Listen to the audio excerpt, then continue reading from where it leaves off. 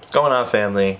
Today is going to be a bit of a very brief video, a suggestion that one of my friends gave me to do, and so I wanted to hopefully provide a short video that would be very helpful for anyone new to the gym, or if you're like me and you don't know anything about technology and it takes you 6 months to find out that the Nae Nae is actually like a really cool dance that people have been doing, but you don't really go on YouTube that much, so you don't see that kind of stuff, and then you're like really far behind, and then you find out like the bet you can't do it like me challenge, which maybe you stumbled across it last week and then you see the upload date was in September. Today we're going to talk about gym apps, right? So there are some really great free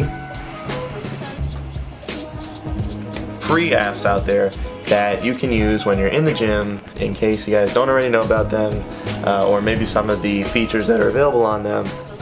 I want to kind of go over a couple, and by all means, if you guys have any that I don't know about, because I don't know anything about technology, feel free to let me know down in the comments. I love to talk to you guys and kind of just share different knowledge and fitness advice and whatnot. So let's get into it. So the first app I wanted to talk about is Gymboss.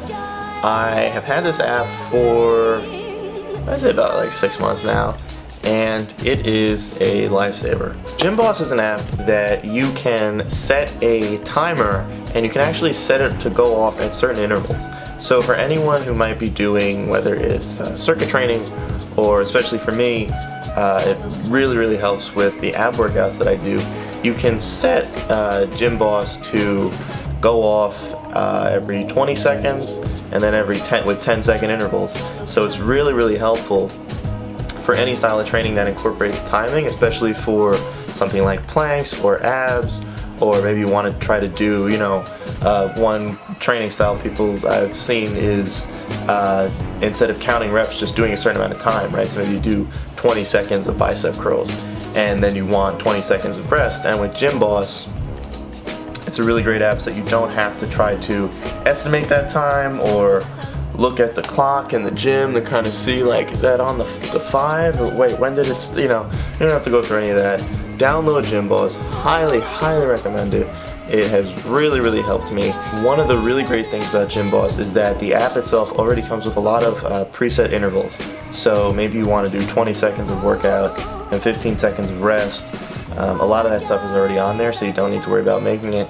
You can also set a countdown on whatever the interval is that you want, so you don't need to hit go and then start working out. You can make a 5-second countdown, put your phone away, and then get into it. It works if you have your headphones in, it'll go off even if you're listening to music. So it's a really great app and very helpful for any timing based exercise that you might be doing in the gym. The other app I wanted to talk about is MyFitnessPal.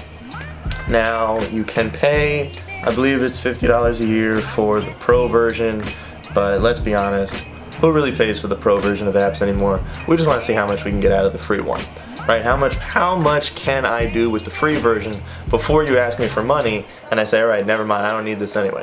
So when you open up the app and you're just starting up, you enter your current weight, your goal weight, how much you want to lose a week. It goes from 0.5 pounds all the way up to 2, and then how active you are. So if you are a waitress and you're on your feet all day and then you also go to the gym for an hour, you'd select very active. If you go to the gym 3 days a week and then you have like a general desk job, maybe you'd select semi-active, and then there's just generally active.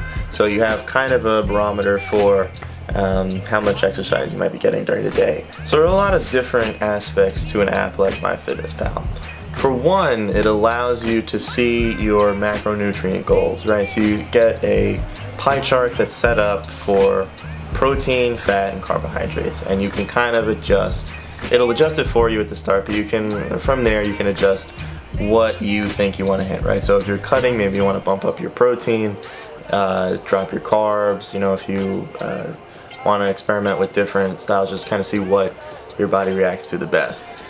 That's all there for you, and that's all in the free version, which is really helpful because it's easily something they could have charged for, given how important it is for anyone who's going through a cycle of cutting. But what makes MyFitnessPal so useful is that it really teaches you about serving sizes, right? So it's really easy on something like a can of Arizona to say, well, I opened the can, so I might as well drink the whole thing, right? Nobody drinks half a can of Arizona and then puts it away and drinks it again 3 days later. No, you drink the whole can at once because the whole can is amazing.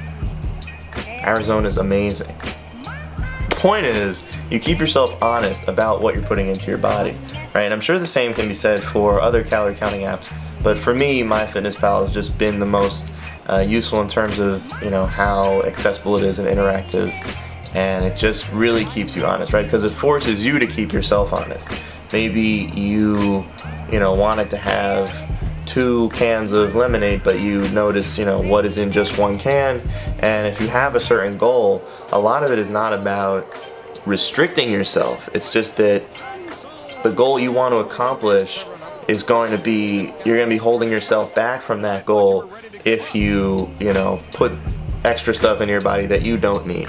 Right, and a lot of it is just kind of teaching yourself how much you need in terms of serving sizes and portion sizes and how much you don't. And it's a really great app because it just keeps you honest about what you're putting into your body. By no means, I do not recommend using MyFitnessPal all the time. I think it's also important to kind of take a break and occasionally step away from that scale just that you're not driving yourself crazy with numbers. But it's also important to have some level of consciousness about what you're putting into your body and how that may or may not affect what you want to achieve. As always, guys, do your best to spread just a little positivity. Always pay that kindness forward and just keep grinding. You're going to accomplish your goal. It's just not going to happen overnight.